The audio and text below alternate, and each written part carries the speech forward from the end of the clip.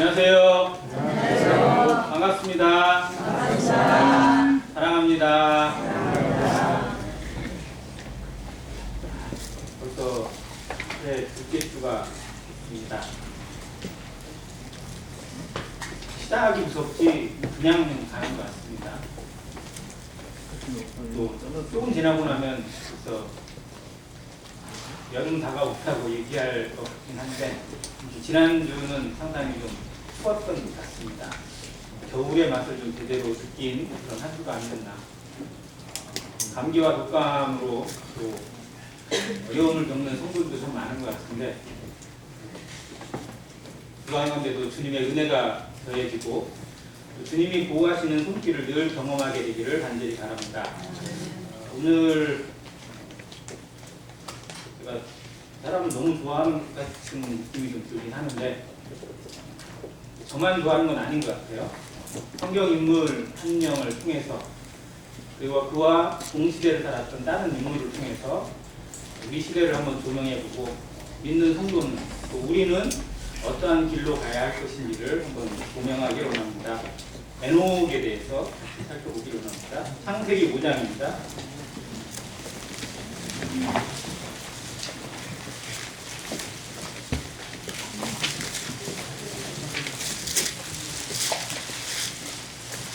창세기 5장 21절부터 24절까지입니다. 짧은 구절이라서 같이 읽겠습니다. 창세기 5장 21절부터 시작. 에녹은 65세에 무드셀라를 낳았고 무드셀라를 낳은 후 300년을 하나님과 동행하며 자녀들을 낳았으며 그는 365세를 살았더라. 에녹이 하나님과 동행하더니 하나님이 그를 데려가심으로 세상에 있지 아니하였더라.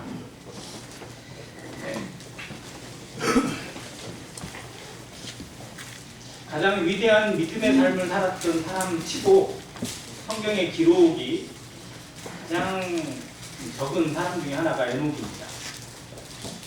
그렇다고 성경의 기록이 적었다고 그의 삶이 의미 없이 흘러가는 삶은 결코 아닙니다. 그의 삶을 통해서 하나님이 이루신 역사는 더더욱 대단하고 하나님이 우리에게 보여주는 교훈은 또한 더더욱 놀랍습니다. 에녹의 삶을 성경이 창세기에 단 4절에 기록되어 있지만 그의 삶은 그의 후세에 4,000년 이상 동안 계속적으로 조명받고 있고 지금도 이 마지막 시대에 더더욱 아름다운 삶으로 우리에게 비추고 있는 위대한 빛이 되고 있습니다. 에녹의 이름이 출발하다, 시작하다, 혹은 봉헌하다, 드리다라는 뜻을 가지고 있다고 합니다.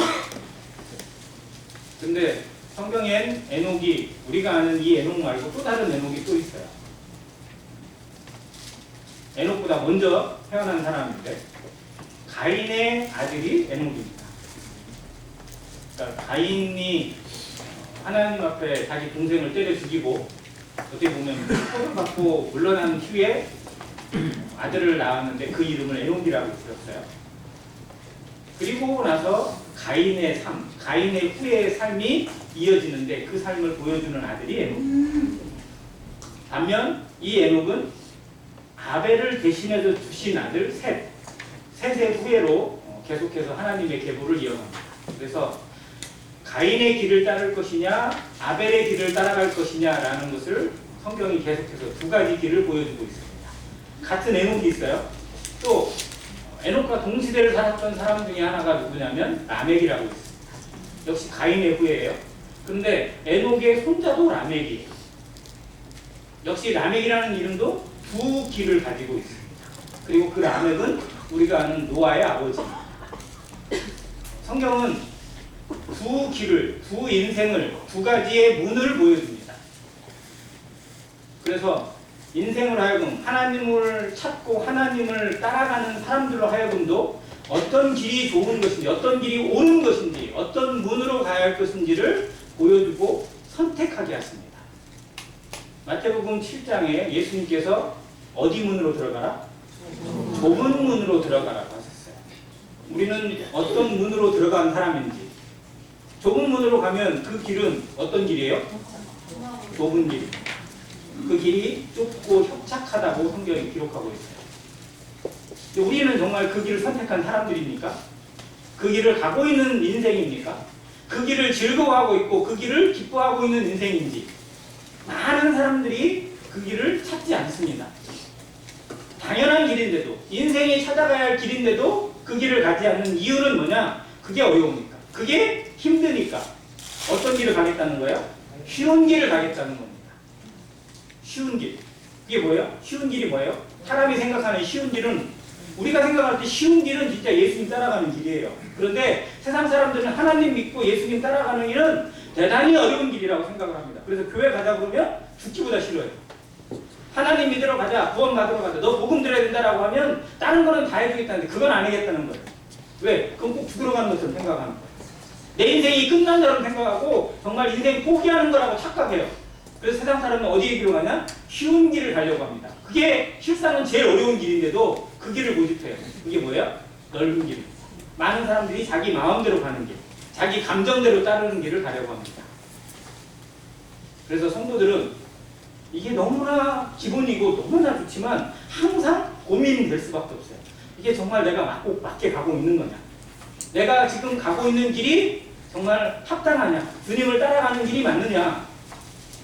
왜? 가다 보면 너무 기뻐해야 되는데 즐거움이 많아야 되는데 왜 이렇게 고난이 많고 어려움이 많고 또 이렇게 나를 힘들게 하는 일들이 많고 늘 그런 속에서 살아요. 신앙의 길이 어떻게 보면 평탄한 길이어야 돼요. 그렇지 않아요?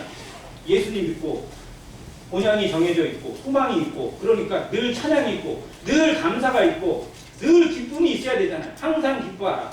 범사에 감사하라. 이게 우리가 알아요. 그런데 우리의 삶이 만만한가요? 세상을 살아가는 성도들의 삶이 정말 쉬워요? 아니, 그렇지 않습니다. 대단히 어려워요. 대단히 가시밭길이에요. 왜? 주님이 그렇게 말씀하셨어요. 우리의 보이지 않는 눈으로 볼 때 그것이 평탄한 길이고 영광의 길이고 감사의 길이고 기쁨의 길이지 눈에 보이는 길, 우리 몸이 부딪히는 길은 늘 고난의 길입니다. 주님이 가신 길이에요. 주님은 환영받지 않았습니다. 결코 환영받지 못했어요. 배척을 당했고 배신을 당했고 거절을 당하셨습니다. 그러면 사도들은 쉬운 길을 갔나요? 아니, 사도들도 정말 어려운 길을 갔습니다. 사도 바울이 걸어간 길 따라가라고 한번 해보면 우리 절대 흉내 못 냅니다. 그런데 그 길을 기쁨으로 갔어요. 그러면 믿음의 선진들이 간 길은 정말 쉬워서 갔어요? 에녹이 간 길은 쉬워 보이세요? 아니에요. 에녹이 가는 길은 지극히 어렵고 힘든 길이었습니다. 근데 그걸 우리에게 보여주시는 이유는 뭘까? 우리에게 어떤 선택을 하게 하시는 건가? 매일매일 우리는 어떤 선택을 합니까? 쉬운 선택을 합니까? 아니면 주님의 길을 선택합니까? 내 감정을 의지해서 내 마음대로 하고 싶은 일들이 우리에게 충동으로 일어납니다. 때로는 폭발시키고 싶고 때로는 내 마음에 있는 것처럼 막 쏟아내고 싶기도 하고 때로는 어떤 때는 욕을 퍼붓고 싶을 때도 있어요. 그런데 그렇게 하지 않는 이유는 뭡니까? 주님이 그렇게 하지 않으셨기 때문에 그렇습니다. 사도들이 믿음의 길로 그렇게 가지 않았기 때문에 우리를 쳐서 목동시킵니다. 이것이 아벨의 길입니다. 믿음의 길입니다. 신앙의 길입니다. 좁은 길이에요. 그 길이 좁고 협착해서 찾는 이가 적지만 그러나 그 길이 생명의 길입니다. 그 길이 영생의 길이고 그 길이 주님을 만나는 길이고 주님과 동행하는 길인 것을 알기 때문에 우리는 그렇게 갑니다.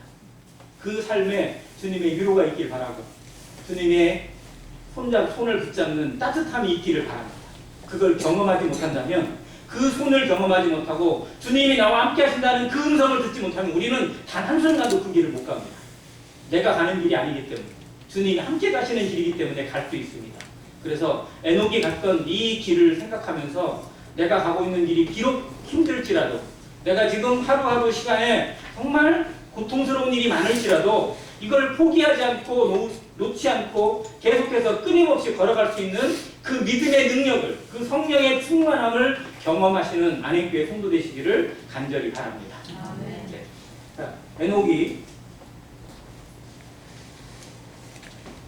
65세에 무드셀라를 낳았습니다. 여기까지는 똑같아요. 일반 그 선조들 앞에 셋을 기록하고 에노스를 기록하고 마할알레를 기록하고 뭐 이레스 이 아래에서 기록하고 이렇게 했던 건 그 삶하고 똑같아요. 몇 살에 누구를 낳았고 몇 살에 누구를 낳고 그리고 몇 년을 하나님과 같이 향수하였다. 이게 동일해요. 그런데 무드셀라에게 특별한 것이 한 가지 나타나는 게 뭐냐면 무드셀라를 낳은 후입니다.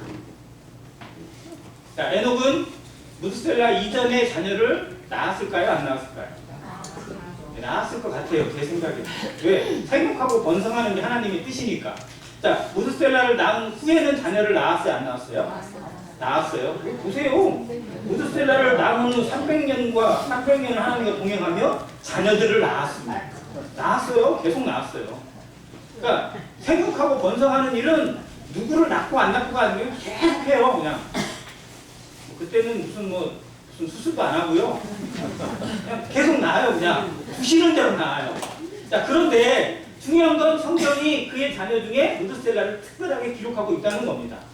여기에 무드셀라라는 이름은 전에도 말씀드렸지만 하나님의 계시가 담겨 있고 하나님의 말씀이 담겨 있어요. 즉 그전에도 하나님을 알았지만 그렇잖아요.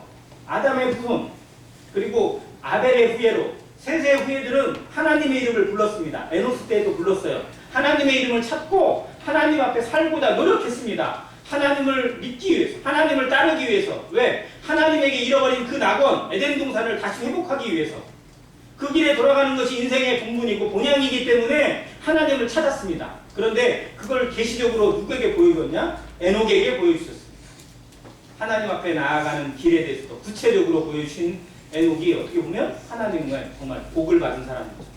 자, 무드셀라를 낳은 후에 300년을 하나님과 동행하게 합니다. 자, 그렇다면 이 얘기는 뭐냐면요. 좀 구시적으로 얘기하면 하나님에 대해서 표면적으로 알고 이론적으로 알았던 에녹에게 하나님이 실체적으로 보여주셨다는 거예요.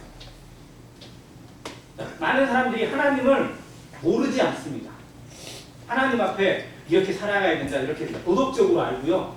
양심적으로 알아요. 그런데 그 하나님 앞에 자기 인생을 드리거나 하나님을 나의 주인으로 모시거나 하는 삶의 결국은 특별한 거예요. 그 전에 에노스나 셋이나 마하랄 이런 사람들이 구원받지 않았다는 얘기가 아닙니다. 에녹을 하나님이 더 특별하게 부르신 이유가 뭔지를 우리가 생각해야 돼요.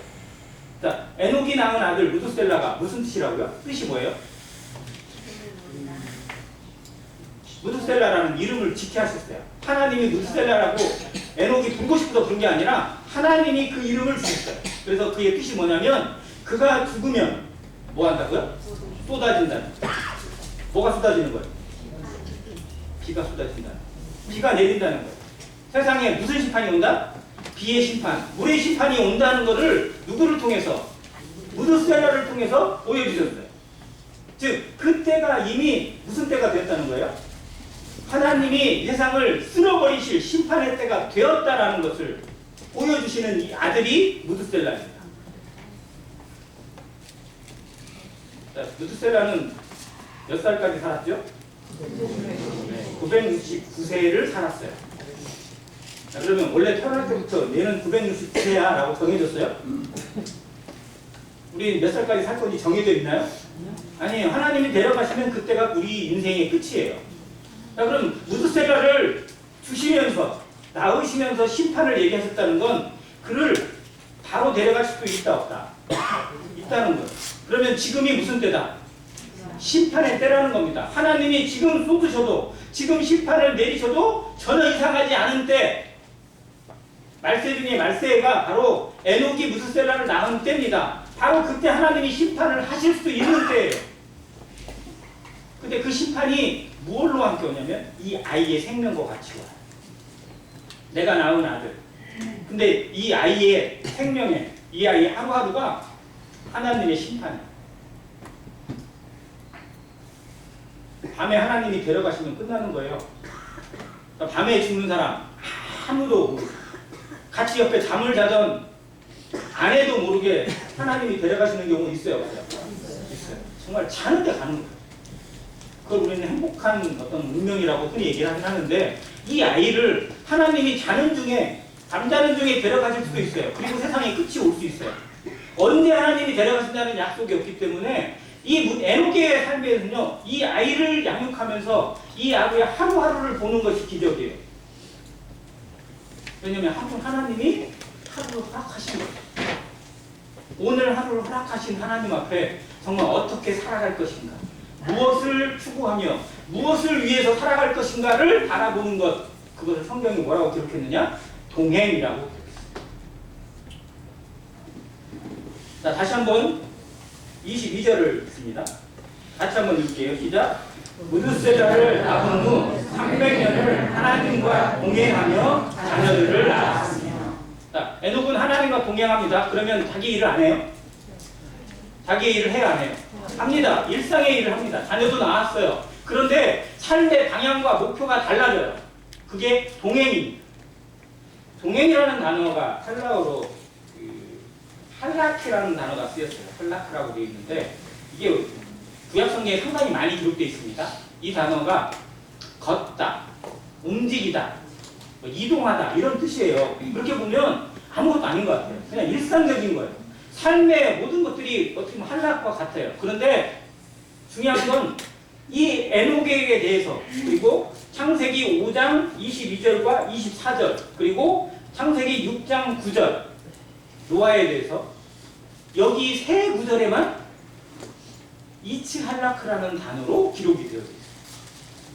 할라크하고 약간 의미가 달라요. 즉 제기동사라고 하는데 그 의미가 어떤 의미냐면 다시 하나님께 귀속된다라는 의미가 포함되어 있고 또 꾸준하게 끊임없이라는 뜻이 포함되어 있어요. 그냥 단순히 걷는 게 아니고 누구랑? 하나님과 동행이에요. 모든 동영상 찾아보세요. 22절에도 24절에도 6장 9절에도 그렇게 되어 있어요. 하나님과 동행하였으며 라고 되어 있습니다.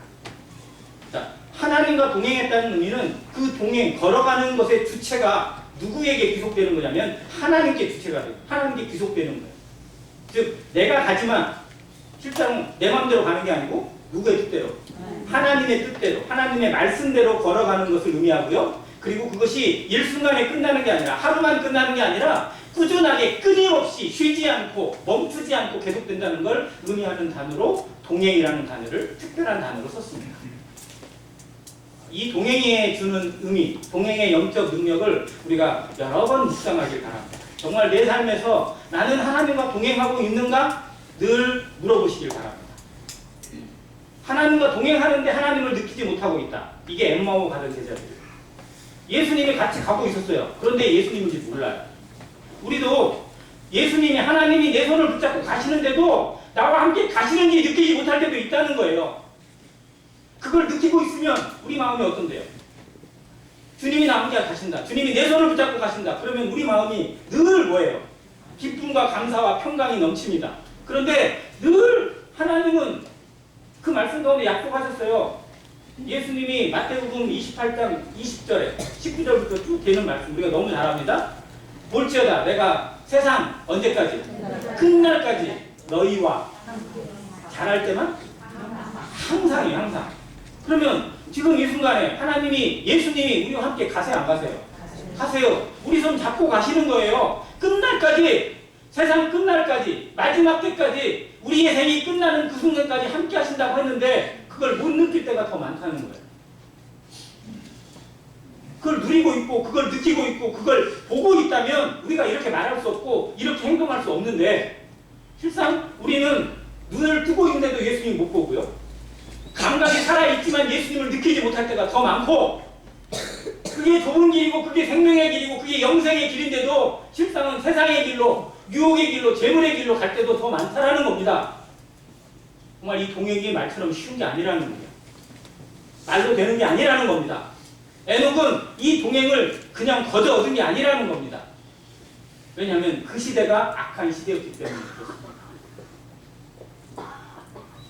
아까도 얘기했어요. 무드셀라를 주셨다는 것, 무드셀라를 태어나시게 하시고 무드셀라 이름을 통해서 심판을 예비하셨다는 건 그 시대가 이미 무슨 때예요? 마지막 때입니다. 제가 세상의 관영에서 사람들이 멋대로 살아가던 때, 그래서 그 시기가 어떤 시기였는지를 알기 위해서 누구를 묵상해야 되느냐? 누구를 봐야 되느냐? 같은 시대를 살았는데 에녹과 동시대를 살아갔는데 다른 방향으로 살아간 사람 있을까요? 없을까요? 있겠죠. 그 사람의 대표적인 사람이 누구라고요? 라멕입니다. 자, 라멕은 가인의 후예, 즉 아담으로 따지면 7대 손이에요. 에녹을 유다서가 기록합니다. 아담의 7대손 에녹이 20대를 대해서 뭐라고 얘기하기를 나쁘지 같은 7대손으로 되어 있습니다. 자, 그래서 거의 동시대를 살았다고 분별이 되어져요. 자, 그러면 한번 물어볼게요. 세세 후예들은 나이가 나와요. 세세 후예들. 아담은 몇 살까지 살았어요? 930을 살았습니다. 노아는 몇 살까지 살았어요? 950살을 살았습니다. 무드셀라는 969세를 살았고요. 야렛이라는 사람은 962세를 살았고요. 뭐 아무튼 막 보면 기본이 몇 살이에요? 900살. 기본이 900살이에요. 자, 그러면 가인의 후예들은 나이가 안 나와요. 하나님이 그들에 대해서는 나이를 향수했다고 기록하지 않고 나이도 기록하지 않고 다만 그냥 누구를 누구 낳고 이렇게만 되어 있어요. 자, 그러면 그 사람들은 한 200살에 죽었을까요? 어떠세요? 그 사람들 하나님 다 안 믿는 사람이니까 하나님이 일찍 데려가셨고 여기 하나님을 좀 아는 사람들은 900살까지 살게 하셨고 그랬을 것 같아요? 아니에요. 하나님은 공의라는 공평하신 하나님이에요. 안 믿는 사람에게도 똑같이 햇볕 주시고요. 안 믿는 사람에게 똑같이 살 수 있는 은혜를 내려주세요. 왜? 믿게 하려고. 하나님을 거역해서 살아가는 인생에게도 오히려 더 복을 주시더라고요. 그래서 믿는 사람들이 생각해. 하나님 저 사람한테 벌을 내리셔야지 왜 복을 주세요? 막 난 도대체 마음에 안 들어요. 그게 시편 73편이에요. 야훼시라고 돼 있는. 아무튼 그런 모습을 우리는 너무 많이 봅니다. 그런데 하나님은 어떤 사람이든 돌아오길 바라고 어떤 사람은 구원받길 바라겠죠. 그 사람들이 똑같이 오래 살게 하셨을 거예요. 그래서 세대가 같아요. 같은 세대를 흘러갑니다. 자, 라멕이라는 사람이 있어요. 자, 가인의 아들이 에녹이라고 말씀드렸는데 가인이 그 아들 에녹을 낳고 한 일이 뭐냐? 가장 힘쓴 일이 뭘까요? 성을 쌓았습니다. 성을 쌓았어요. 왜 성을 쌓았을까요? 왜 성을 쌓았을까요? 성을 쌓는 이유가 뭐예요? 아니, 나 자랑하려고 아니라 나를 보호하려고 쌓는 거. 왜? 누군가가 나를 죽일 수도 있다. 자기가 뭐를 지었습니까? 자기가 죄를 지었잖아요. 누구를 때려 죽였어요? 동생을 때려 죽였어요. 이게 영적 최초의 전쟁이에요. 종교전쟁 최초라고 해요. 그렇잖아요. 하나님을 잘 믿는, 근데 하나님을 흉내만 내고 있는 두 사람이 서로 시기해가지고 있을 때 그 시기한 자가 괴롭히면서 때려 죽였어요. 종교전쟁이에요. 그게. 인류 최초의 전쟁은 종교전쟁이라고 합니다. 마지막 전쟁도 종교전쟁이 될 거예요. 자, 그런데 그 가인이 하나님의 표를 받았어요. 하나님이 가인을 보호해 주시는 표. 그 표를 주셨단 말이에요.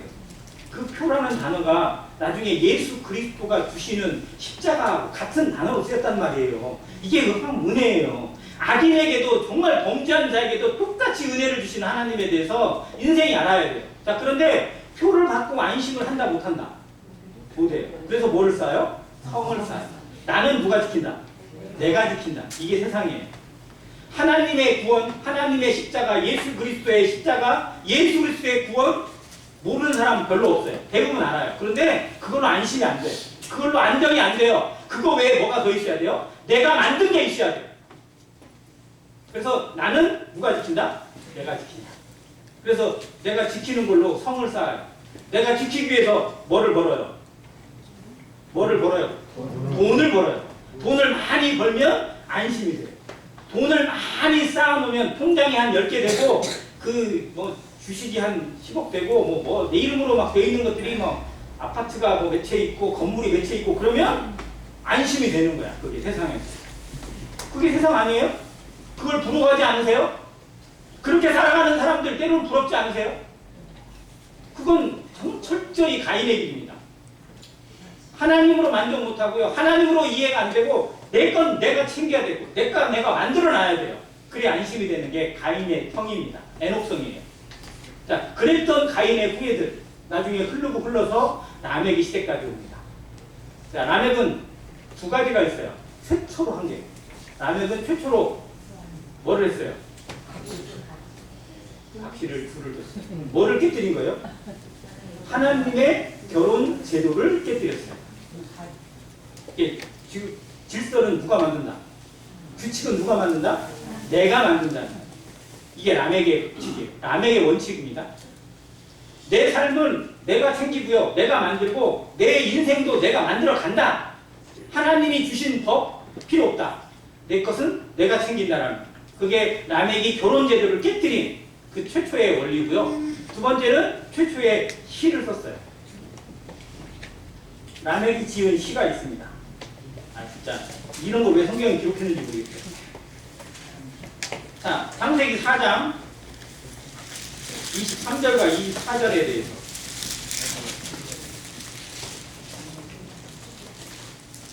라멕의 아내들에게 이르되 아다와 실라여 내 목소리를 들으라. 라멕의 아내들이여 내 말을 들으라. 즉 내 말이 뭐예요?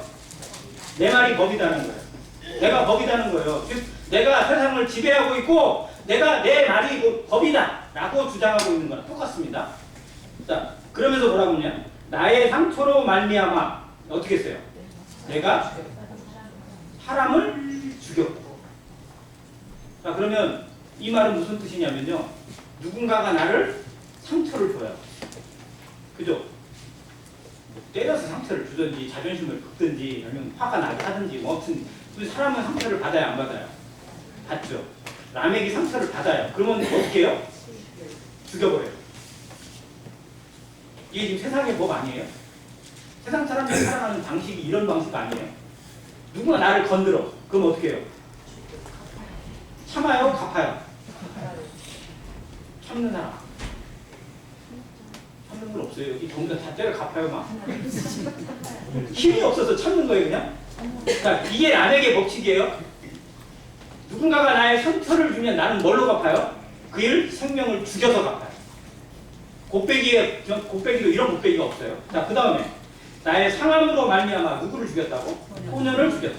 소년은 아주 힘 있는 장사와 같이 열정적으로 살아갈 수 있는 그런 용사를 의미해요. 그냥 애기가 아니라 그런 사람도 죽이겠다는 거예요. 죽겠다는 거예요. 그러면서 가인을 위해서는 벌이 7배일진데 라멕을 위해서는 벌이 몇 배라고요? 77배. 몇 배로 늘어났어요? 11배. 10배가 아니라 11배로 늘어났어요. 그러니까 이 벌은 누가 내리겠다는 거예요? 내가 내리겠다는 거예요. 내가.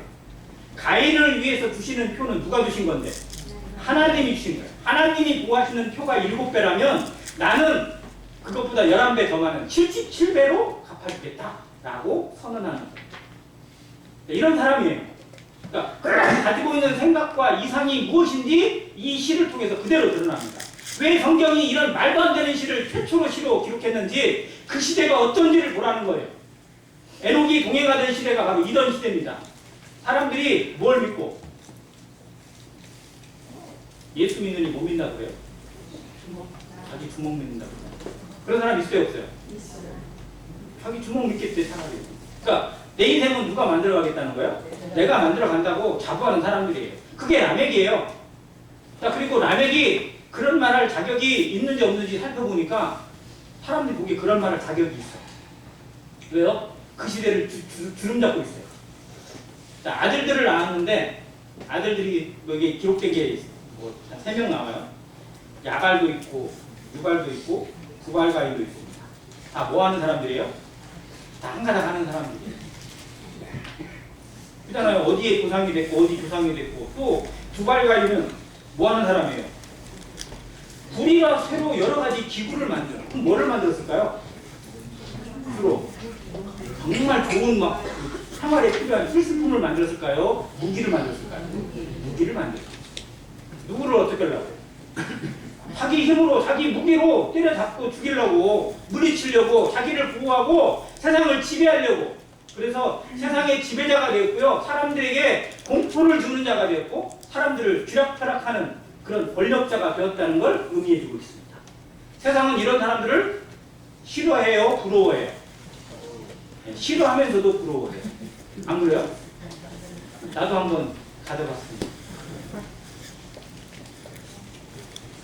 전에 세계에서 제일 부자가 누구라고요? 지금? 전 세계에서 제일 부자. 일론 머스크예요.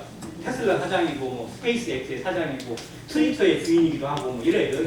자, 이 사람이 재산이 날이 갈수록 올라가요. 가만히 있어도 하루에 막 몇 조가 올라가요. 주식이 막 올라가니까. 620조래요. 지금 자기가 보유하고 있는 그 그 유동자산, 즉 주식이나 뭐 이런 평가자산이 620조래요. 100분의 1만 떼도 그렇지 말고 할 말이 없으니까. 자, 그런데 그 사람이 행복할까요? 진짜 행복할까요? 잘 모르겠어요. 자, 저는 안 만나봐서 모르겠는데 일론 머스크를 제일 싫어하는 사람 중에 하나가 누구냐면 자기 딸이에요. 자기 딸이 대놓고 자기 아버지 저격해. 우리 아버지는 사이코다. 이렇게. 행복할까요? 딸한테도 인생 못 갔는데 사람들한테는 부러워. 사람들은 막 칭송을 하는데 자기 집에서는 전혀 대접을 못 받아요. 자기 아버지하고 사이가 이래요. 자기 아버지하고 사이가 너무 안 좋아요. 그래서 아버지 국적을 버리고 어머니 국적 캐나다를 달아가서 캐나다 국적으로 돼 있어요. 자, 겉으로 보기에는 정말 행복해 보이고 모든 것을 가진 것 같지만 실상은 빌껍데기예요. 세상에 그의 생명이 뭐 몇백 년 살 것 같지만 실상은 언제 그의 인생이 끝나게 될지 어떤 모습으로 하나님 앞에 서게 될지 누구도 몰라요. 그런데 사람들이 그걸 부러워하더라고요. 왜? 가진 것들. 그걸 가지고 여러 가지 일을 할 수 있을 거고 여러 가지 것을 마음대로 할 수 있다고 착각하기 때문에 부러워요. 자, 이 시대에 살던 사람들은 에녹과 라멕을 보면서 누구를 부러워했을까요? 누가 부러울까요? 에녹이 부러울까요? 라멕을 부러워. 그러니까 사람들이 라멕을 부러워하니까 그렇게 따라가는 거예요. 나도 좀 더 가졌으면, 나도 좀 더 힘이 있으면. 그러니까 무기를 좀 더 얻으려고 라멕에게 기웃기웃거리고요. 거기에 굽신굽신거리면서 뭔가 얻어보려고 하고. 그러잖아요. 세상 사람들이 뭔가 있는 사람한테 굽신굽신대고 없으면서 자기도 거기에 콩콩이라도 얻어보려고, 거기서 뭔가 누려보려고, 거기서 조금이라도 얻어서 나도 그 눈에 한번 쳐보려고. 얼마나 그렇게 아둥바둥 살아가는지 모릅니다. 그런데 그런 시대에 에녹은 오로지 누구와? 하나님과 동행하는 삶을 선택합니다. 그러고 유혹이 없겠어요? 그러고 편하게 살고 싶은 마음이 없었겠습니까? 사람들이 다 그렇게 살아가는데 자기만 이 길을 가고 있을 때 사람들이 어떻게 보겠어요?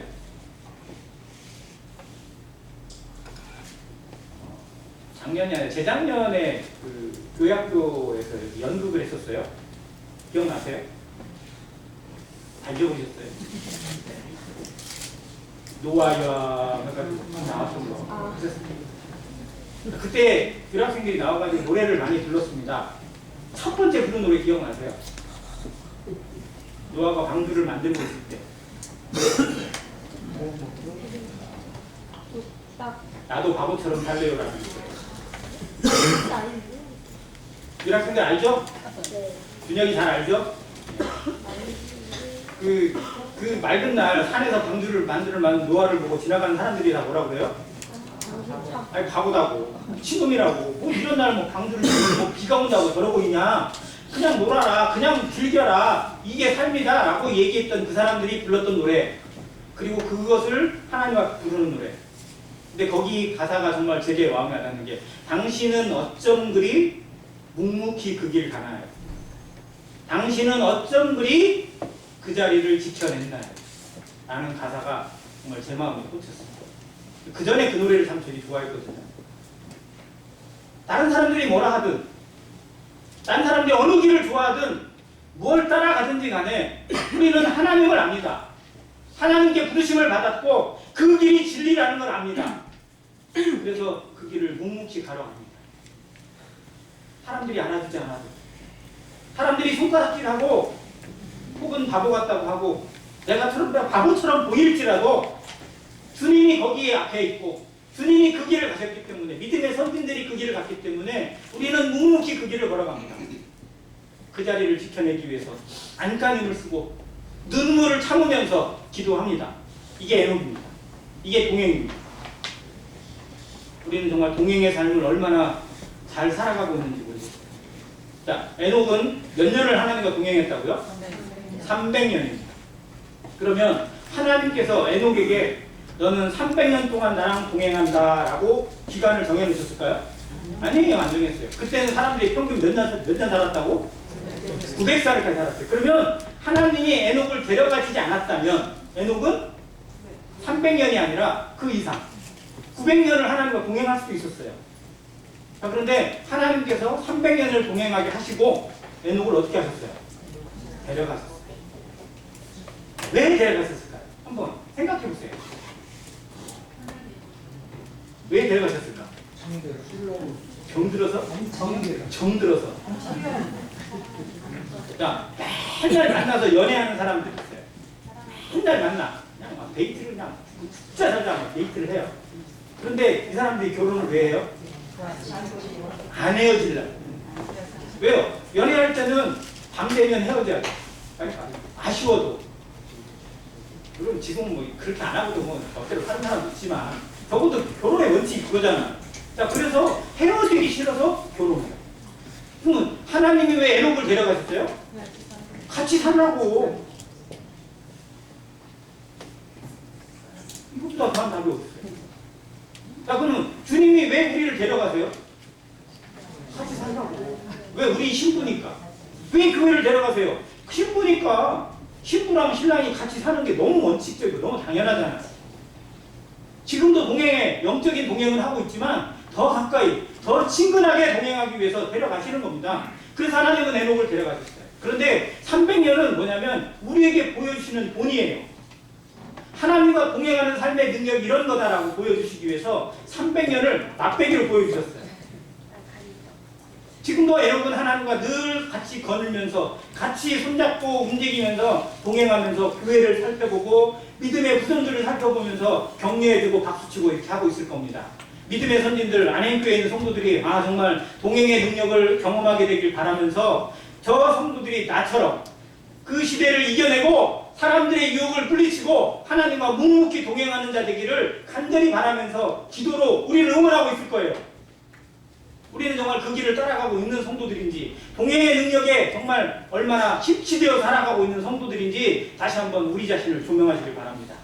흔들릴 수 있어요. 왜? 사람들이 그렇게 가니까. 세상이 그렇게 가니까. 우리 눈에 보이는 것들이 그런 것들이 많으니까. 그런데 흔들리지 않고 굳건하게 그 길을 갈 수 있는 그 믿음의 능력, 그건 하나님의 말씀입니다.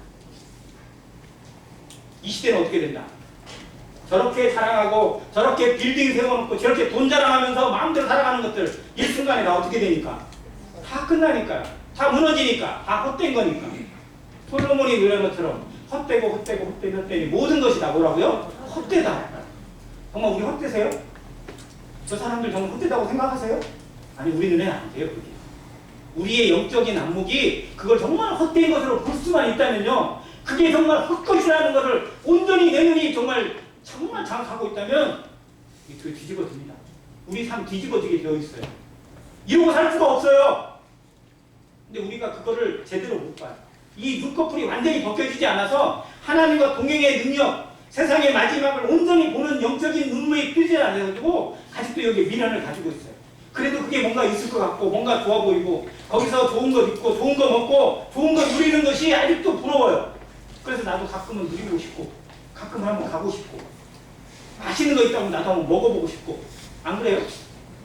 우리 육신이 여전히 그런 유혹 가운데 넘어져 있다는 사실을 우리는 인정해야 됩니다. 그럼에도 그 길은 내 길이 아니라는 사실을 늘 인정해야 돼요. 알아야 돼요. 내가 가야 될 본향의 길, 내가 바라봐야 될 표대는 이것이 아니다라는 걸 분명히 봐야 됩니다. 사도 바울은 이것을 매일매일 보고 있었기 때문에 표대를 놓치지 않았어요. 그가 빌립보서에 고백하기를 내가 지나간 것은 뭐하고? 잊어버리고. 자, 그러면 지나가는 것은요, 잘못한 것만 포함되어 있어요? 잘한 것도 포함되어 있어요. 우리도 가끔은 과거에 매여 살 때가 있습니다.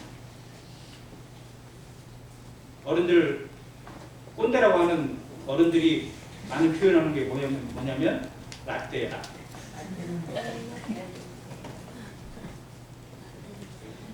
라떼는 안 그랬는데 이런 거.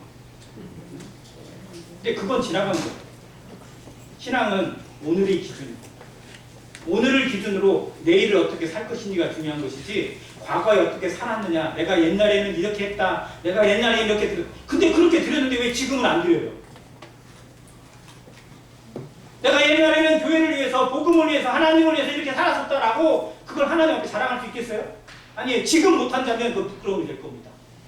중요한 건 오늘을 어떻게 살아가고 있고 오늘을 통해서 내일을 어떻게 바라보고 있느냐. 내가 바라보고 있는 것이 지난날의 영광이 아니라 하나님 앞에 표대를 바라보는 그 발걸음으로 오늘 날마다 죽는다고 고백했던 사도 바울의 고백처럼 정말 나를 쳐서 늦추고 나를 쳐서 복종시키고 오늘 나는 십자가를 지고 죽었다. 주님과 함께 죽었다는 걸 인정하고 주님이 이끄시는 대로, 말씀이 이끄는 대로 기도의 능력으로 사명으로 살아가는 삶이 되기를 간절히 기도합니다. 이 삶을 안행교회가 올 한 해 경험하게 되기를 원합니다. 에녹은 인류 최초로 이루어진 것이 세 가지가 있어요. 첫 번째, 인류 최초로 누구와 동행해요? 하나님과 동행했습니다. 물론 아담도 하나님과 동행했던 적이 아마 있을 거예요. 아벨도 하나님과 동행했던 삶을 살았을 거라고 생각합니다. 근데 성경이 최초로 동행이라는 단어를 이 에녹에게 기록해 주세요. 그리고 에녹은 인류 최초로 무엇을 보지 않고? 죽음을 보지 않고 하나님께 데려갑니다. 또 한 사람이 있죠? 엘리야. 왜 엘리야도 데려가셨을까? 묵상하시기 바랍니다.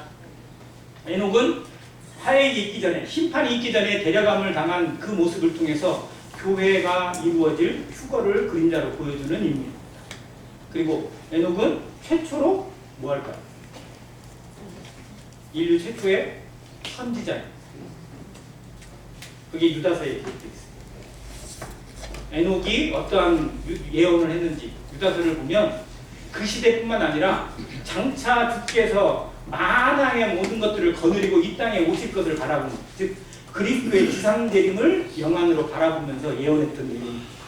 세상을 심판하시고, 즉 세상의 멋대로 살아가고 자기를 자랑하고 살아가는 모든 것들을 실제로 그리스도 앞에서, 하나님 앞에서 다 쓸어버리시고 심판하실 것을 눈으로 바라봤어요.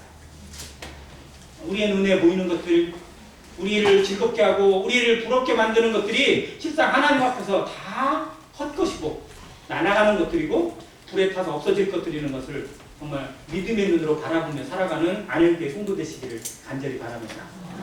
히브리서 한 구절 보고 마치겠습니다. 히브리서 11장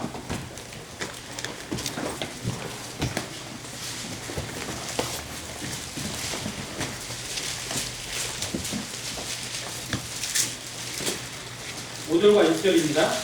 같이 읽겠습니다. 시작. 믿음으로 에녹은 죽음을 보지 않고 옮겨졌으니 하나님이 그를 옮기심으로 다시 보이지 아니하였느니라. 그는 옮겨지기 전에 하나님을 기쁘시게 하는 자라 하는 증거를 받았느니라.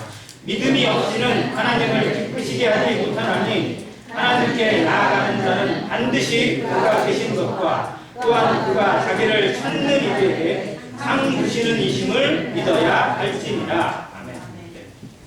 에녹의 삶을 히브리서가 이렇게 평가해주고 있습니다. 히브리서 11장의 주제 말씀이 6절이에요. 믿음이 없이는 하나님을 기쁘시게 하지 못하나니 하나님께 나아가는 자는 반드시 그가 계신 것과 또한 그가 자기를 찾는 자들에게 상 주시는 이심을 믿어야 한다고 기록해주고 있습니다. 그런데 그 삶을 산 대표가 누구예요? 에녹입니다. 그래서 에녹 다음에 이 말씀을 주셨어요. 자, 그는 성경의 짧은 구절밖에 보이지 않습니다. 그런데 성경이 보여주는 이 영적 안목은 가장 위대한 삶을 살았던 믿음의 길이에요. 자, 그는 옮기우기 전에 어떤 사람이었어요? 하나님을 기쁘시게 하는 삶이었어요. 무엇이 하나님을 기쁘시게 하는 거예요? 에녹의 삶 뭐예요? 하나님과 동행하는 겁니다. 그리고 하나님이 계신 것, 하나님이 그에게 자기에게 나오는 자에게 상 주시는 이심, 즉 미래 가치를 보는 겁니다. 주님의 나라에 이루어지는 영광을 바라보고 그 나라에서 이루어질 상급과 면류관을 바라보는 몸. 이 세상에 있는 것들을 바라보지 않고 세상에 주는 것들을 탐내지 않고 죄인의 길, 악인의 길, 교만한 자의 자리를 부러워하지 않고 오직 주님을 닮아가기를, 주님과 동행하기를 즐거워하고 그 길에서 자신의 인생의 모든 것을 거는 사람. 그것이 믿음의 길입니다. 우리는 정말 주님을 믿고 하나님을 믿는다고 고백하지만 그 믿음의 길, 좁은 길을 얼마나 자원함으로 가고 있는지, 그 협착한 길에 얼마나 즐거움으로, 얼마나 담대함으로 가고 있는지 다시 한번 우리 자신을 묵상하길 바랍니다. 그래서 에녹이 가졌던, 그리고 믿음의 선진들로서 보여줬던 이 아름다운 본을 다음에 대해 전에도 말씀드렸습니다. 에녹과 그 다음 무드셀라 이후에 누구예요? 라멕 이후에 노아. 이 믿음의 사대가 정말 성경에서 가장 아름다운 가문의 계보입니다. 이 계보처럼 우리의 자녀 세대, 다음 세대까지도 정말 나의 믿음과 나의 신앙, 내가 걸어가는 이 묵묵한 길을 그대로 닮게 하기는 그런 믿음의 거인들이 되기를, 그런 거인의 삶으로 하나님을 기쁘시게 하는 안양교회 성도 되시기를 주님의 이름으로 간절히 기도합니다. 아멘. 감사합니다.